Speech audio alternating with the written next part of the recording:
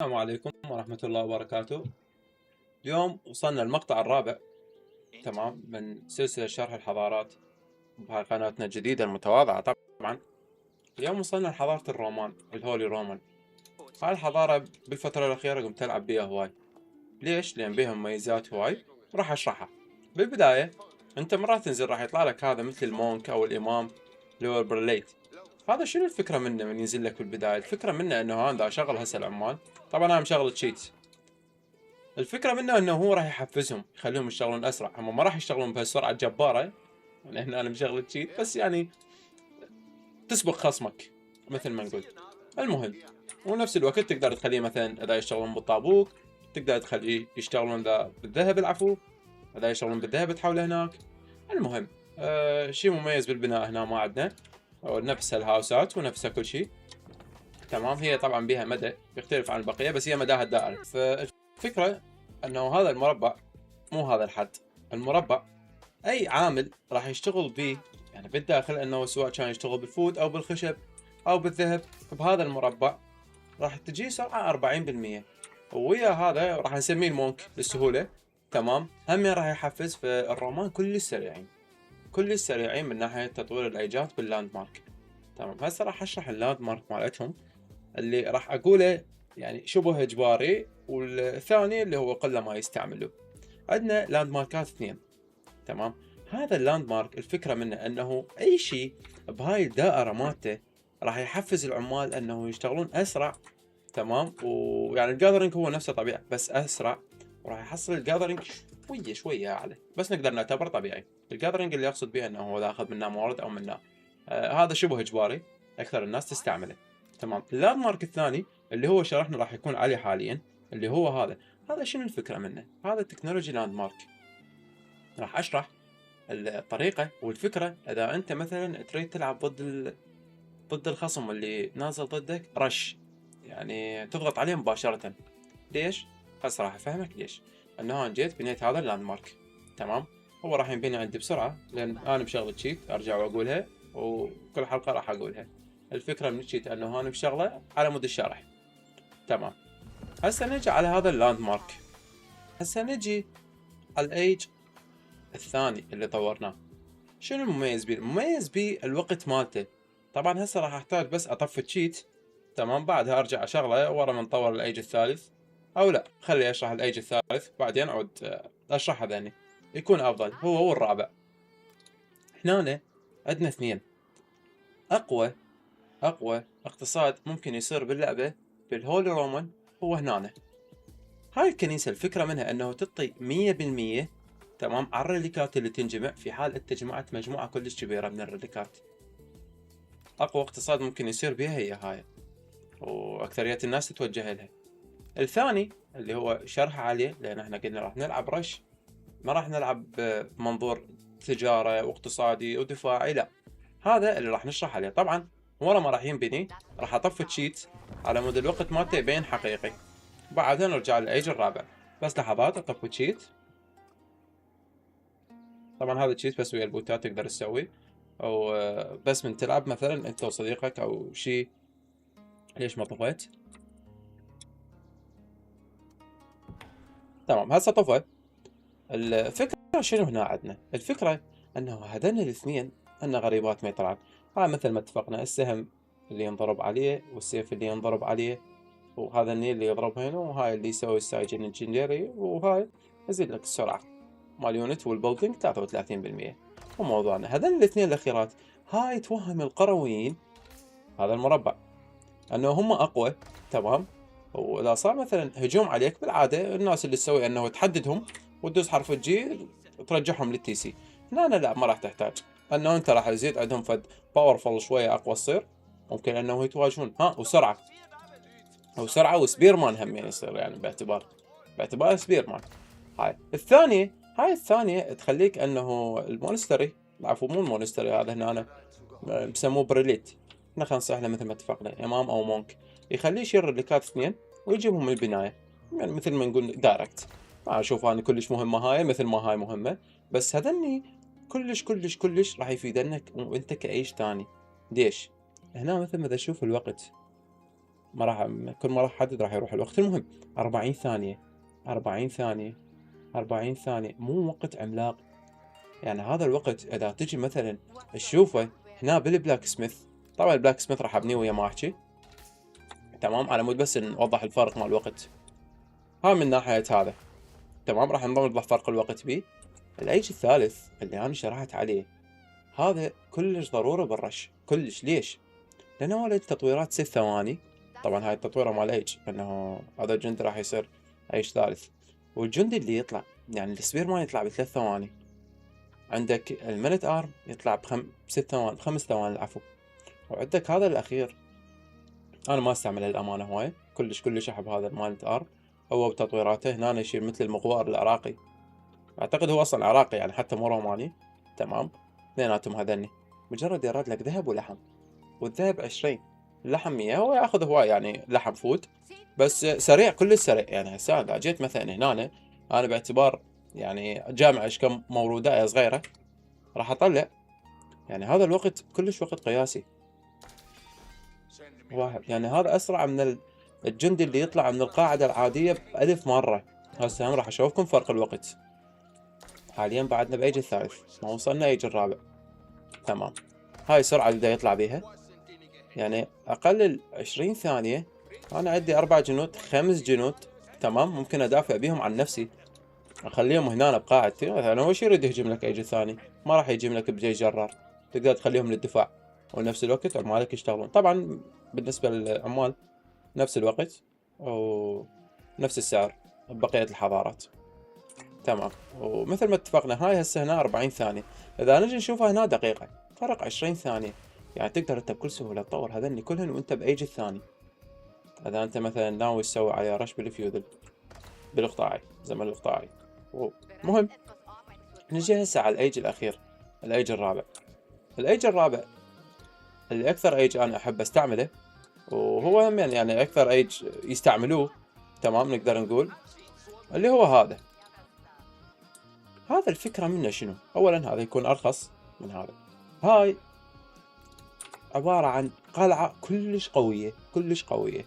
ممكن انه تخليها هنا، تمام، مثل ما صارت بالانجليز بالايج الرابع، بس هاي دمها اقوى وقلة الاستعمال. تخليها هنا او تخليها هنا او باي مكان. طبعا هم بيها مربع، حالة تي سي، هم يشتغلون بداخلها اسرع، تمام. ما تتقوى الجنود، لا، مجرد سرعة، يشتغلون اسرع، والجاذرينج مالتهم يصير اسرع، تمام. ها من ناحيتها يعني ديفيند لاند مارك مثل ما كاتب لكم. هذا اللاند مارك اللي اكثر شيء احب استعمله، ومثل ما كاتب هو انه ينطي سرعة 200% باخراج الفيليجر، ويسوي لك كوست 66%، تمام. هذا راح استعين حاليا بالبوت على مود بس ابنيه لا اكثر ولا اقل، وارجع اطفيه. لان هم الهول رومان شويه ارقامهم من واحد يجربهم اول مره ما يحسها حقيقيه. راح اخلي حاليا الفيليجر يبنوه بس على مود اوضحها. طبعا هاي التطويره هسه انا مشغل الشيت، لا من اطفيها حتى اشوفكم. على العموم هسه اجي اطفي الشيت. هنا اذا تجي تشوف 7 ثواني يطلع فيليجر وسعره 17، هنا 20 ثانية وسعره 50. هذا الايج الرابع. يعني بدل ما تبني تجمع، تقعد انه تجي تجمع هنا ستون او تجمع الخشب وتصرفهم انه تبني تي سي ثانية، انا كلش افضل لاي شخص يلعب هاي الحضارة الرومانية يكون اختياره سريع قبل، انه لو انا اظل اضغط عليه واهجم، تمام، لو اظل ماخذ اقتصاد كبير، انه اخلي مالت البنك مو هيجي شويه صعبه كلش انه تحصل هيك اعداد، لا، بس يعني حتى تحصل انصاصتهن عندك بالبنك انت هاي هيمنت على الخريطه. طبعا السكاوت مالتهم ما بيشي مميز، كلش طبيعي السكاوت مالتهم، بس هيك حددته. مهم انت مهيمن انه جماعتك ممكن انت تساعدهم، ممكن تقدر منها تحولهم ريسورس، يعني انت مهيمن على الخريطة. وفي حال جماعة ريديكات هذا شيء اكثر بعد. ف مثل ما قلنا المهم نسيت اوضح التطويرات هاي 6 ثواني مثل ما كاتب. انا ما مشغل شيت حاليا، بس هي هاي سرعتهم الحقيقية. هاي تطور عندي جندي ايج ثالث صار، هسه حاليا راح يصير ايج رابع. هاي شوفت عين يعني. راح يخلص التطوير 5 4 3 2 1. واللي مجربهم ويعرفهم فهذا المقطع مو جديد عليه، وهذا الشرح هم مو جديد عليه. واللي ما مجربهم تمام لا تتعجب اذا صار ضدك عبالك انه هكر او شيء، لا لا لا، هي هاي سرعة مال الرومان، انه الرومان كلش سريعين بلعبهم، يكونون كلش سريعين. في حال انت مثلا شخص مبتدئ، هو اصلا الفيليجر مالتك راح يكون كلش سريع تمام، يعني من ناحية جمع الموارد. بس يعني حاول تخلي مكانات صحيحة، ومثل ما وضحت هذا البريليت او المونك او الامام، خربط لنا الشرح كله هذا. المهم خليه دائما قريب عليهم، لا تخليه انه هيك تحدده على واحد، لا، هاي الفكرة غلط. خليه انه بس يجي هنا قريب وين ما هم دا يشتغلون، سواء بالخشب باللحم بالذهب اي مكان تمام. هو راح يسوي لهم اصلا تحفيز. هاي مثل ما تشوف الذهب اللي دا يصير عليهم، وهاي الحضارة الرومانية تمام. ما بيها شيء مميز بعد ثاني، بس انه هذول المانت ارم. وصدق نسيت اوضح النقطة، هذا المانت ارم حاليا يطلع ب5 ثواني، وهذا سعره 120. هنا مثل ما تشوفه نفس السعر 120، بس 23 ثانية، وقته اكثر.